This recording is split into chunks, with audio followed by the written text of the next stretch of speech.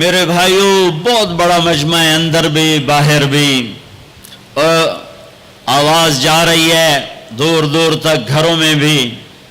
اللہ کے واسطے اگر اپنے مسائل کا حل چاہتے ہو، حکومتوں سے مطالبے کرنے چھوڑ دو، واہ ویلے کرنے چھوڑ دو، اللہ کے سامنے جھک جاؤ اور اللہ کے نبی کے ہاتھوں میں ہاتھ دے دو اور ان کی زندگی میں ڈھل جاؤ، ان کے پیچھے چل پڑو۔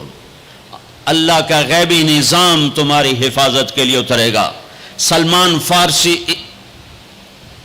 عراق کے گورنر تھے، چوریاں ہونے لگیں جیسے آج کل کراچی میں، پورے پاکستان میں ہو رہی، چوریاں ہونے لگیں تو لوگوں نے آ کر شکایت کی، جناب امیر صاحب چوریاں بہت بڑھ گئی ہیں۔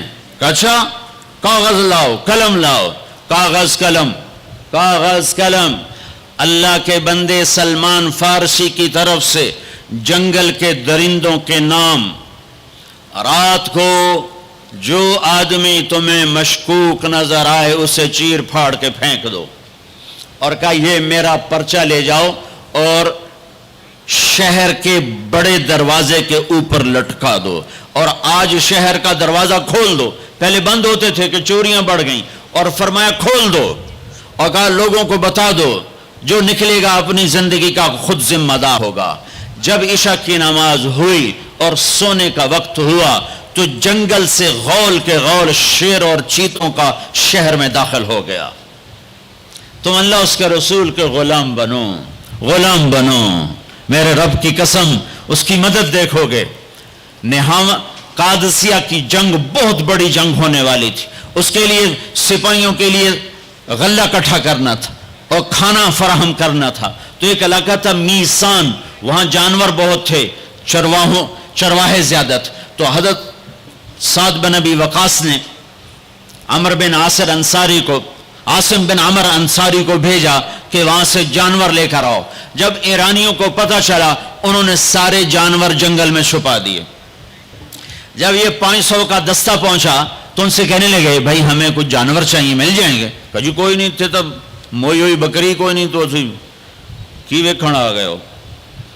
تو وہ سارا واقعی کچھ بھی نہیں تھا، تو وہ کھڑے تھے کہ جنگل سے آواز آئی، ہا نحنو ہا نحنو ہا نحنو۔ یہ عربی کا ایک محاورہ ہے، آؤ ہمیں پکڑ لو ہم حاضر، آؤ ہمیں پکڑ لو ہم حاضر، آؤ ہمیں پکڑ لو ہم حاضر۔ زور سے آواز آئی۔